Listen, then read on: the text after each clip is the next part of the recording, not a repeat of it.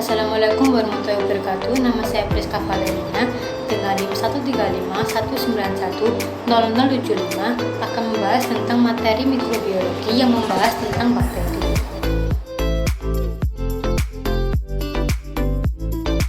Pengertian bakteri. Bakteri adalah organisme kecil yang berukuran sangat banyak dan dapat bertahan hidup dalam segala macam lingkungan. Bakteri dapat dilihat dalam berbagai macam warna karena dapat ditemukan dalam media selektif. Ilmu yang mempelajari tentang kehidupan, klasifikasi bakteri, dan struktur sel anatomi bakteri disebut dengan bakteriologi.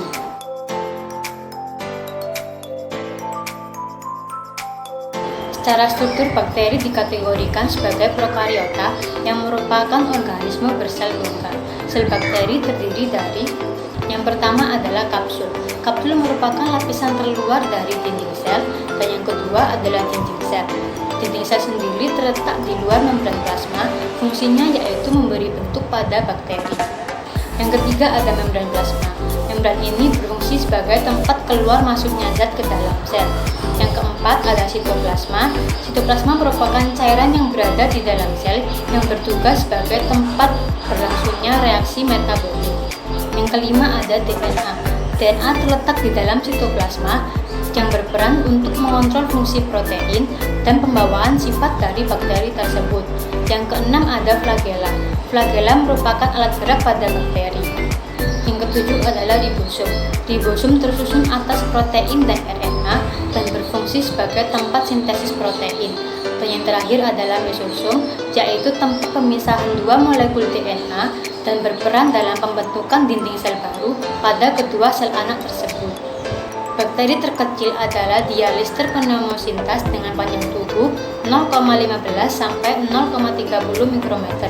Sedangkan bakteri terbesar adalah Spirillum voluntas dengan panjang tubuh 13 sampai 15 mikrometer. Selanjutnya saya akan membahas tentang bentuk-bentuk bakteri. Yang pertama adalah bentuk basil.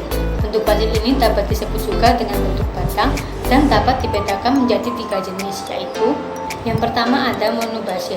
Monobasil merupakan bakteri yang hanya berbentuk satu batang tunggal. Yang kedua adalah diplobasil. Diplobasil merupakan bakteri basil yang bergandengan dua-dua. Yang ketiga ada streptobasil. Streptobasil merupakan bakteri berbentuk basil yang bergandengan memanjang membentuk sebuah rantai.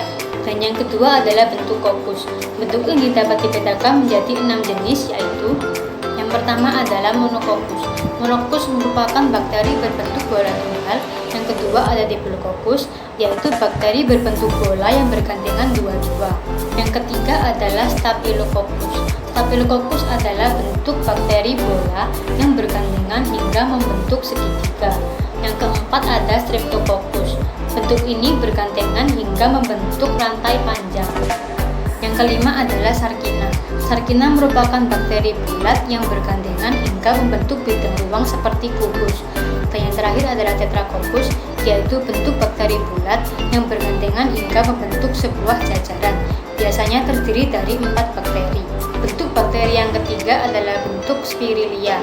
Bentuk ini dibagi menjadi 3 jenis. Yang pertama adalah bentuk spiral, dan yang kedua adalah bentuk vibrio. Bentuk vibrio merupakan bentuk bakteri yang berbentuk seperti koma yang dianggap sebagai bentuk spiral tak sempurna. Dan yang ketiga adalah bentuk spiroseta. Spiroseta merupakan bentuk bakteri spiral yang dapat bergerak.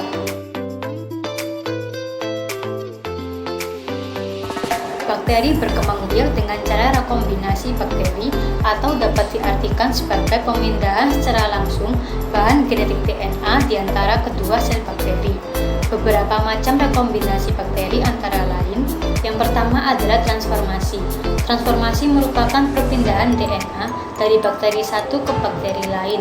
Yang kedua adalah transduksi, yaitu perpindahan bakteri genetik ke bakteri lain dengan perantara virus. Dan yang terakhir adalah dengan konjugasi, yaitu bergabungnya dua sel bakteri yang saling bergandengan hingga membentuk jembatan untuk pemindahan materi genetik. Dan cara perkembangbiakan bakteri yang kedua adalah dengan cara membelah diri. Maksudnya adalah bakteri membelah menjadi dua sel anakan dan seterusnya.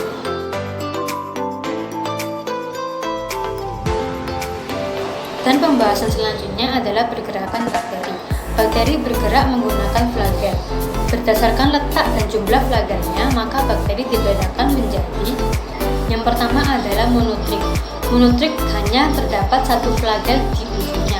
Yang kedua adalah logotrik, yaitu bakteri yang mempunyai lebih dari satu flagel di ujungnya. Yang ketiga ada amfitik, yaitu bakteri yang pada kedua ujungnya terdapat satu flagel. Yang terakhir ada peritrik, yaitu bakteri yang seluruh permukaan tubuhnya terdapat flagel. Mekanisme bakteri dalam menyembuhkan penyakit. Yang pertama ada invasi, yaitu kemampuan bakteri dalam menyerang dan menyebar. Yang kedua adalah toksigenitas, yaitu kemampuan bakteri dalam membentuk toksin. Hal ini dapat dibedakan menjadi dua, yaitu yang pertama adalah eksotoksin, yaitu toksin yang dihasilkan dari bakteri yang masih hidup. Toksin dikeluarkan dari tubuh bakteri ke sekelilingnya. Dan yang kedua adalah endotoksin, yaitu toksin yang dikeluarkan dari bakteri yang telah mengalami lisis.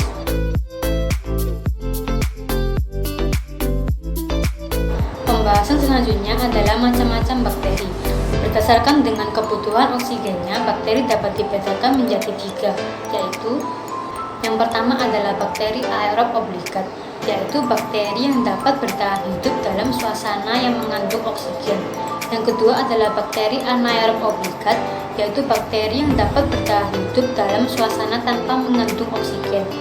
Dan yang terakhir adalah bakteri anaerob fakultatif, merupakan bakteri yang dapat bertahan hidup dengan atau tanpa oksigen.